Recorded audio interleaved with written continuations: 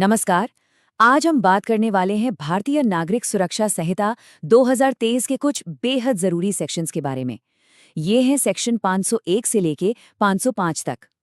देखिए, किसी भी क्रिमिनल केस के बाद जो जब्त की गई प्रॉपर्टी होती है, उसका क्या होता है? इसी सवाल का जवाब इन सेक्शंस में छिपा है। तो एक बहुत बड़ा सवाल यही उठता है कि जब कोई क्राइम होता है और उससे जुड़ी कोई प्रॉपर्टी पुलिस के कब्जे में आती है, तो आखिर उस प्रॉपर्टी का भविष्य क्या है? क्या उसे नष्ट कर दिया जाएगा, या उसके असली मालिक को वापस लौटाया जाएगा, या फिर सरकार उसे अपने कब्जे में ले लेगी? चलिए, इन्हीं सारे सवालों के जवाब ढूंढते हैं बीएनएसएस के सेक्शन 501 से 505 में। तो चलिए फटाफट देखते हैं कि आज हम क्या क्या कवर करने वाले हैं। पहले बीएनएसएस का एक छोटा सा इंट्रोडक्शन लेंगे, फिर सेक्शन 501 से 505 को एक एक करके समझेंगे, एग्जाम के लिहाज से जो जरूरी बातें हैं उन पर फोकस करेंगे, और आखिर में सब कुछ समेटेंगे। तो शुरुआत करते हैं। जैसा कि हम जानते हैं, भारतीय नागरिक सुरक्षा संहिता यानी बीएनएसएस 2023 ने पुराने सीआरपीसी की जगह ले ली है। ये वो कानून है जो हमारे देश में क्रिमिनल जस्टिस की पूरी प्रक्रिया को चलाता है, और आज हम जिन सेक्शंस की बात कर रहे हैं वो इस प्रक्रिया के बिल्कुल आखिरी लेकिन बहुत ही अहम हिस्से से जुड़े हैं कि जब केस में सजा हो जाती है तो प्रॉपर्टी का क्या करना है। तो सबसे पहले है सेक्शन 501। ये सेक्शन कोर्ट को एक खास पावर देता है। पावर ये है कि सजा सुनाने के बाद कोर्ट कुछ खास तरह की चीज़ों को पूरी तरह से नष्ट करने का, मतलब डिस्ट्रॉय करने का ऑर्डर दे सकता है। इसका मकसद बिल्कुल साफ है, जो चीज़ें समाज के लिए खतरनाक या गैर कानूनी है उन्हें जड़ से खत्म कर देना। तो सवाल ये है कि ये डिस्ट्रक्शन का ऑर्डर कब दिया जा सकता है? देखिए, कानून यहाँ बिल्कुल साफ है। ये ऑर्डर तब दिया जा सकता है जब किसी को भारतीय न्याय संहिता यानी बीएनएस के तहत अश्लील सामग्री से जुड़े जुर्म में सजा हुई हो, या फिर मिलावटी खाने पीने की चीज़ों या नकली दवाओं से जुड़े जुर्म में सजा हुई हो। एक एग्जाम्पल से समझते हैं। मान लीजिए किसी को नकली दवाइयां बेचने का दोषी पाया गया, तो कोर्ट उसे सिर्फ जेल नहीं भेजेगा, बल्कि उसके पास जितनी भी नकली दवाइयां हैं उन सबको नष्ट करने का हुक्म भी देगा, ताकि समाज सुरक्षित रहे। चलिए अब आगे बढ़ते हैं सेक्शन 502 पर। ये सेक्शन डील करता है इमूवेबल प्रॉपर्टी से, जैसे कि घर, जमीन वगैरह। इसका सीधा सा मकसद है उस इंसान को उसकी प्रॉपर्टी वापस दिलाना जिसे जबरदस्ती गैर कानूनी तरीके से बेदखल कर दिया गया हो। ये पीड़ितों को फौरन राहत देने वाला एक बहुत ही जरूरी प्रोविजन है। यहाँ एक शब्द पर ध्यान देना बहुत जरूरी है, क्रिमिनल फोर्स यानी आपराधिक बल। ये सेक्शन तभी लागू होता है जब किसी को धमकी देकर, डराकर या बल का इस्तेमाल करके उसकी प्रॉपर्टी से निकाला गया हो। मतलब ये कोई नॉर्मल सिविल डिस्प्यूट नहीं है, जैसे मकान मालिक किराएदार का झगड़ा नहीं। यहाँ बात हो रही है एक क्राइम की जिसमें ताकत का गलत इस्तेमाल हुआ है।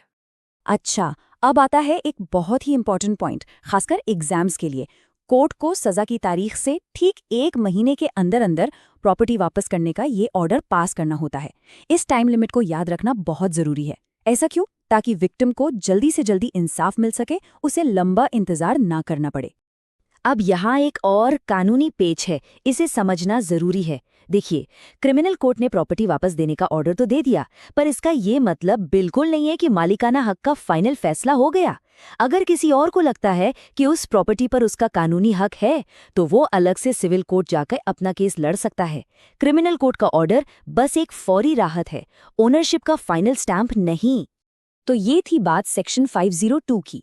अब आगे बढ़ते हैं सेक्शंस 503 से लेकर 505 तक। ये सेक्शंस उस प्रॉपर्टी के बारे में है जिसे पुलिस ने जब्त तो कर लिया, पर उसे कोर्ट में सबूत के तौर पर पेश नहीं किया गया। सोचिए, किसी क्राइम सीन पर एक लावारिस सूटकेस मिला, अब उसका क्या होगा?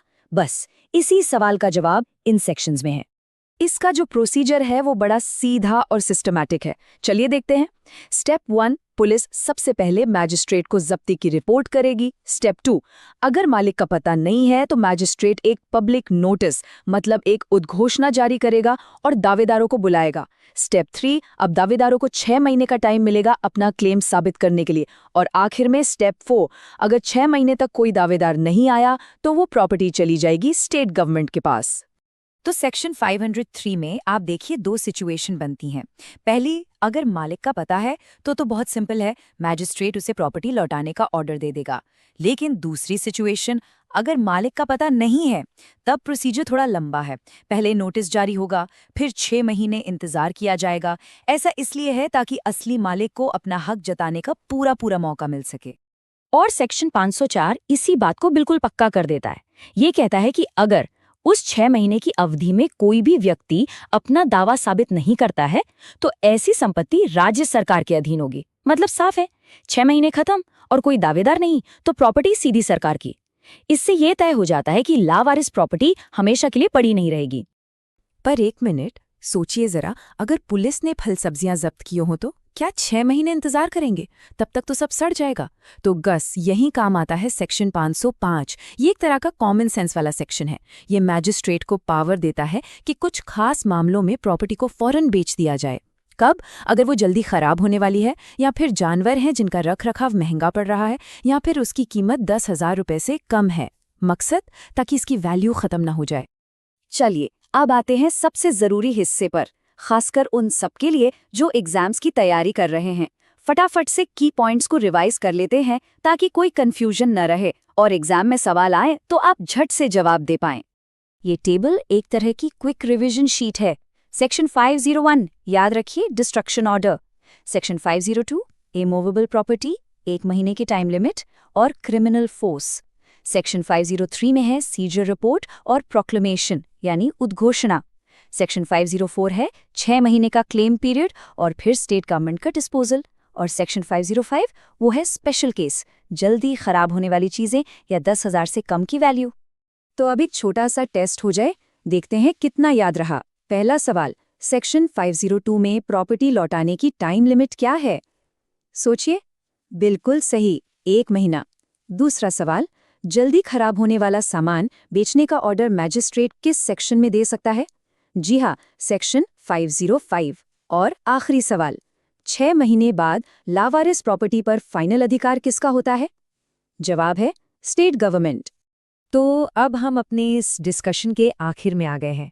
चलिए सारी बातों को समेटते हैं और देखते हैं कि हमने क्या सीखा। अगर हम सार देखें तो सेक्शन 501 से 505 एक बहुत ही क्लियर और स्ट्रक्चर्ड फ्रेमवर्क देते हैं। ये बताते हैं कि क्रिमिनल केस के बाद उस प्रॉपर्टी का क्या अंजाम होगा जो केस से जुड़ी थी। ये सेक्शंस पक्का करते हैं कि सब कुछ कानून के दायरे में सही और व्यवस्थित तरीके से हो।